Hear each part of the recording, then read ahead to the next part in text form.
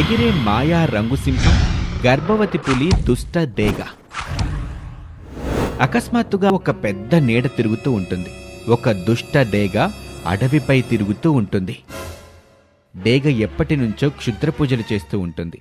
అన్ని అడవులు, అన్ని జంతువుల్ని తన వశం చేసుకోవాలి అనుకుంటుంది. అందుకే తను గర్భవతి పులి కోసం వెతుకుతూ ఉంటుంది. ఎన్ని రోజులు వెతికిన తరువాత డేగకు గర్భవతి పులి కనబడుతుంది.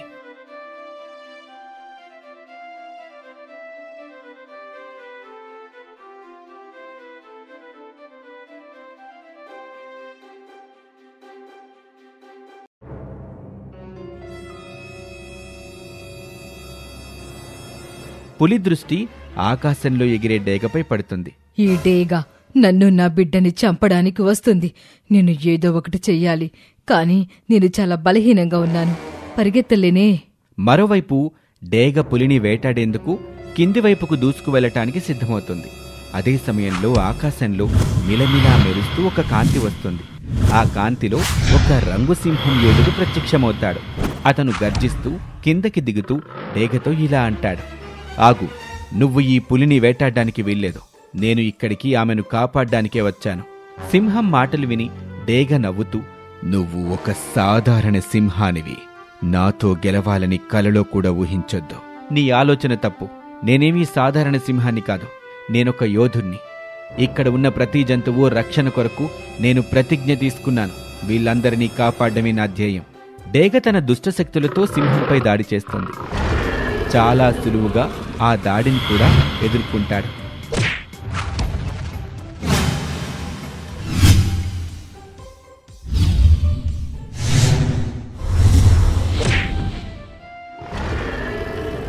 తిరిగి అతని శక్తులతో దాడి చేస్తాడు. దాంతో డేగ గాయాల పాలై కింద పడిపోతుంది.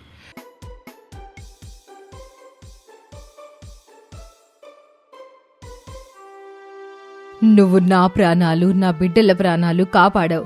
నేను నీ రుణం ఎప్పటికీ మర్చిపోలేను. ఇది నా కర్తవ్యం. ఇప్పుడు నువ్వు విశ్రాంతి తీసుకో.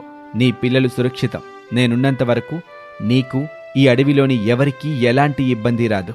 పులి నవ్వుతూ విశ్రాంతి తీసుకుంటుంది. సింహం యోధుడు ఆకాశంలోనే విలీనమైపోతాడు. అడవిలో తిరిగి శాంతి నెలకొంటుంది. ఈ కథ ద్వారా మనం తెలుసుకున్న నీతేంటంటే, మన బలం ఇతరులకు ఉపయోగపడేలా ఉండాలే కాని ఇతరులను బానిసలు చేసేలా ఉండకూడదు. పులి మరియు సింహం మంచి స్నేహితులు. పులి ఏ చీకు చింత లేకుండా హాయిగా అడవిలో తిరుగుతూ ఉండేవాడు. సింహం ఎప్పుడూ పులి గురించి ఆలోచిస్తూ ఉండేవాడు. నువ్వు నీ గురించి ఎప్పుడు ఆలోచిస్తావు? నేనే లేకపోతే నువ్వెలా బతుకుతావో ఏమో. అయినా నువ్వుండగా నాకేంటి దిగులు?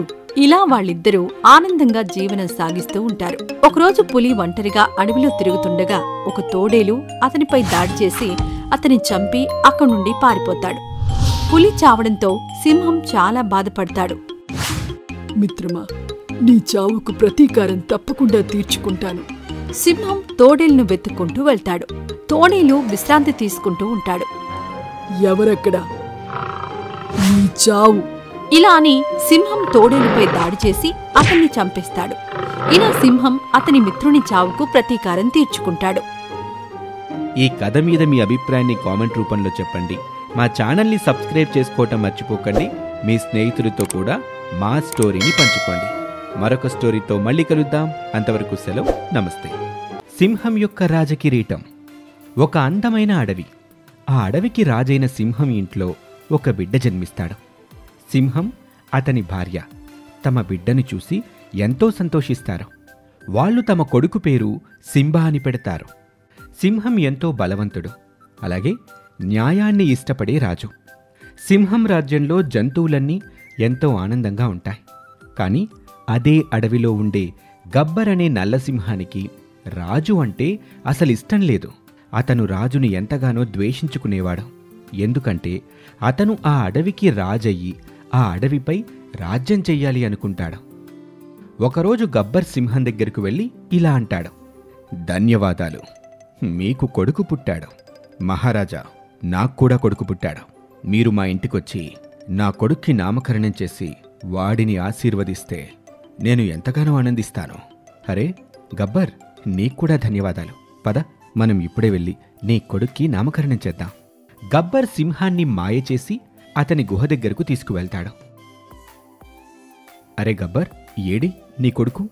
మహారాజా, బహుశా నా భార్య బిడ్డని చెరువు దగ్గరకు తీసుకువెళ్ళిందేమో. వాళ్ళు వస్తూనే ఉంటారు. ఈలోగా మీరు ఏదైనా తినండి. మీరు మా ఇంటికి మొట్టమొదటిసారి వచ్చారు. ఇలా అని గబ్బర్ సింహానికి విషంతో నిండిన భోజనం పెడతాడు. ఈ విషయం తెలియక సింహం విషంతో కూడిన భోజనం తిని అక్కడికక్కడే చనిపోతాడు. ఇదంతా అక్కడే చెట్టుపై కూర్చున్న కోతి చూస్తాడు. అతను వెంటనే వెళ్ళి సింహం భార్యకు జరిగిన విషయం మొత్తం చెప్తాడు. ఇది విన్న సింహం భార్య కంగారు పడిపోతుంది. అప్పటికే బిడ్డకు జన్మనివ్వటం వల్ల తను చాలా బలహీనంగా ఉంటుంది. ఆమె తన బిడ్డ ప్రాణాలు కాపాడుకోవటం కోసం తన బిడ్డను, రాజుగారి కిరీటాన్ని తీసుకుని అక్కడి నుండి పారిపోతుంది. తను తన బిడ్డను తీసుకుని చాలా దూరం వెళ్ళిపోతుంది. ఆమె తన అడవిని వదిలి వేరే అడవికి వెళ్ళిపోతుంది. అక్కడ ఆమె తన బిడ్డ సింబాతో కలిసి ఒక అజ్ఞాత జీవితాన్ని గడుపుతుంది. ఆ అడవిలో ఉన్న జంతువులు ఎవరికీ ఆమె ఎవరు, ఎక్కడ్నుంచి వచ్చిందో తెలియదు. ఆమె ఎవరితోనూ మాట్లాడేది కాదు, కలిసేది కాదు, సింబాని కూడా కలవనిచ్చేది కాదు. తను తన గుహ చుట్టుపక్కల వచ్చే జంతువుల్ని వేటాడి సింబా మరియు ఆమె కడుపు నింపుకుంటూ ఉండేవారు. సమయానుసారం సింబా పెరిగి పెద్దవాడయ్యాడు. ఒకరోజు సింబా తల్లి గుహలో విశ్రాంతి తీసుకుంటూ ఉండగా సింబా గుహలో కూర్చుని విసిగిపోయి గుహ బయటకు వెళ్తాడు. అలా తిరుగుతున్న సింబాకి చెట్టు పొదల్లో ఒక పెట్టె కనబడుతుంది. అతను ఆ పెట్టెను తెరిచి చూస్తాడు. అందులో ఒక కిరీటం ఉంటుంది. అరెవ్వా, ఎంత అందమైన కిరీటం! ఎవరు దీన్నిక్కడ దాచారో ఏమో. ఇలా అనుకొని సింబా ఆ కిరీటాన్ని తీసుకుని తిరిగి తన గుహ వైపుకు వెళ్తూ ఉంటే మరోపక్క ఆ గుహలో విశ్రాంతి తీసుకుంటున్న సింహం తల్లికి మెలకు వస్తుంది. తనకు సింబా కనిపించకపోయేసరికి కంగారు పడుతుంది. బయటకొచ్చి చూస్తుంది. సింబాని వెతకటం మొదలుపెడుతుంది. బాబూ సింబా, ఎక్కడున్నావు? నువ్వు ఎక్కడికి వెళ్ళిపోయావు? ఇలా తను ఏడ్చుకుంటూ వెళ్తూ ఉండగా సింబా కిరీటాన్ని తీసుకుని తనకు ఎదురవుతాడు. కిరీటాన్ని చూసి ఆశ్చర్యపోతుంది. అమ్మా, చూడు, ఇది ఎంత అందమైన కిరీటమో! ఎవరో దీన్ని అక్కడ చెట్టు పొదల్లో దాచేశారు. అమ్మా, అంటారు కదా, కిరీటం రాజుకి ఒక మర్యాద చిహ్నమని. మరెందుకో తెలీదు, దీన్ని ఎవరో ఆ చెట్టు పొదల్లో దాచేశారు. కిరీటాన్ని చూసిన సింబా తల్లి ముఖంలో కంగారు స్పష్టంగా కనిపిస్తుంది. అది గమనించిన సింబా, అమ్మా, ఏమైంది? ఎందుకు నువ్వు ఈ కిరీటాన్ని చూసి కంగారు పడుతున్నావు? ఏదైతే జరగకూడదనుకున్నానో అదే జరిగింది. నేను ఈ విషయం నీకు అసలు తెలియకూడదనుకున్నాను. ఏంటి? ఏ విషయం నాకు తెలియకూడదు? ఏంటో స్పష్టంగా చెప్పు. తల్లి సింబాకు జరిగిన విషయం మొత్తం చెప్తుంది. ఇది విన్న సింబా కళ్ళల్లో నీళ్లు మెదులుతాయి. అతను కోపంగా గర్జిస్తూ ఇలా అంటాడు. అమ్మా, నేను ఆ దుష్టగబ్బర్ని చంపి నాన్న చావుకి ప్రతీకారం తీర్చుకుంటాను. లేదు బాబు, నేను నిన్ను ఎక్కడికి వెళ్ళనివ్వను. నీకు ఏదైనా జరిగితే నేను తట్టుకోలేను. అమ్మా, నీ కొడుక్కి ఏమీ కాదు, నన్ను నమ్ము. నేను ఆ రాక్షస గబ్బర్ని చంపే తీరుతాను. ఇలా అని సింబా తన తల్లిని తీసుకుని గబ్బరున్న అడవికి వెళ్తాడు. సింబా అతని తల్లి ముందుకు వెళ్తూ ఉంటే దారిలో ఒక సింహం గర్భవతి జింకని వేటాడుతూ ఉంటాడు. జింక సహాయం కోసం అరుస్తూ ఉంటుంది. ఎవరైనా ఉన్నారా? నన్ను కాపాడండి. ఇది చూసిన సింబా ఆ సింహం ఎదురుగా వెళ్ళి ఇలా అంటాడు. ఆగు, నీకు సిగ్గులేదా?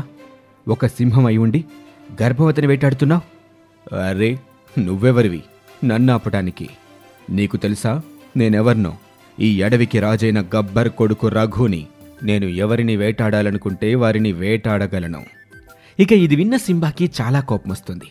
అతను గట్టిగా గర్జిస్తూ ఇలా అంటాడు. ఎవరు రాజు? ఎక్కడి రాజు? మీ నాన్న మోసంతో మా నాన్నను చంపి ఈ అడవికి రాజయ్యాడు. ఈ అడవికి అసలైన రాజుని నేనే, సింబాని. మెల్లమెల్లగా అక్కడికి జంతువులన్నీ చేరుకుంటాయి. జంతువులు సింబా మరియు అతని తల్లిని చూసి ఎంతో సంతోషిస్తాయి. ఓహో, అయితే నువ్వేనన్నమాట సింబా అంటే. నిన్ను నీ తల్లిని ముందే చంపేయాలనుకున్నారు, కాని మీ ఇద్దరి అదృష్టం బావుండి తప్పించుకున్నారు. అయినా ఏమీ పర్వాలేదు, మా నాన్నగారు వదిలిన పనిని ఇప్పుడు నేను పూర్తి చేస్తాను. ఇలా రఘుకి సింబాతో గొడవ అవుతుంది. ఇద్దరూ గొడవకి దిగుతారు. ఇద్దరి మధ్య గొడవ హోరాహోరీగా జరుగుతుంది. రఘు సింబా బలం ముందు బలహీనపడి చనిపోతాడు. ఇది చూసి అక్కడున్న జంతువులన్నీ ఎంతగానో సంతోషిస్తాయి. మహారాణి, తెలుసు మీరు ఏదో ఒకరోజు సింబాని తీసుకుని వచ్చి మీ భర్త చావుకి ప్రతీకారం తీర్చుకుంటారని. ఈ ఇద్దరు తండ్రి కొడుకులు కలిసి అడవిని నాశనం చేశారు. ఇలా ఏనుగు చెబుతూ ఉండగా మరోవైపు గబ్బర్కి అతని కొడుకు రఘు చనిపోయిన విషయం తెలుస్తుంది. ఇది విన్నాక గబ్బర్ ఎంతగానో బాధపడతాడు. అతను సింబాపై కోపంతో సింబాను చంపటానికి బయలుదేరతాడు. గబ్బర్ సింబాని చూస్తాడు. నువ్వు నా కొడుకుని చంపి చాలా పెద్ద తప్పు చేశావు. ఆ రోజు నువ్వు నీ తల్లి బ్రతికిపోయారు. కానీ ఇవాళ మీ ఇద్దరినీ నా నుండి ఎవ్వరూ కాపాడలేరు. నువ్వు నిజంగానే సింహం అయ్యుంటే నా తండ్రిని మోసం చేసి చంపేవాడివి కాదు. ఆయనకు ఎదురుపడి పోరాడి ఈ అడవిపై రాజ్యం చేసేవాడివి. కాని నువ్వొక అతిపెద్ద పిరికివాడివి. ఇలా చెప్పి సింబా గబ్బర్పై విరుచుకుపడతాడు. వీరిద్దరి మధ్య పెద్ద గొడవ మొదలవుతుంది. వయసు పైబడ్డం వల్ల గబ్బర్ సింబాతో పోరాడలేకపోతాడు. అతను అక్కడికక్కడే చనిపోతాడు. గబ్బర్ చావుతో జంతువులన్నీ ఎంతగానో ఆనందిస్తాయి. సింబా కిరీటాన్ని తీసుకొచ్చి అతని తల్లికిస్తూ ఇలా అంటాడు. అమ్మా, ఈ కిరీటానికి అసలు సిసలు వారసురాలివి నువ్వే. ఇది విన్న సింబా తల్లి కళ్ళల్లో నీళ్లు మెదులుతాయి. అడవిలో చాలా సంవత్సరాల తర్వాత ఆనందం నెలకొంటుంది. ఈ కథ ద్వారా మనం తెలుసుకున్న నీతేంటంటే, ఏదో ఒకరోజు చెడు అన్నది అంతమవ్వక తప్పదు.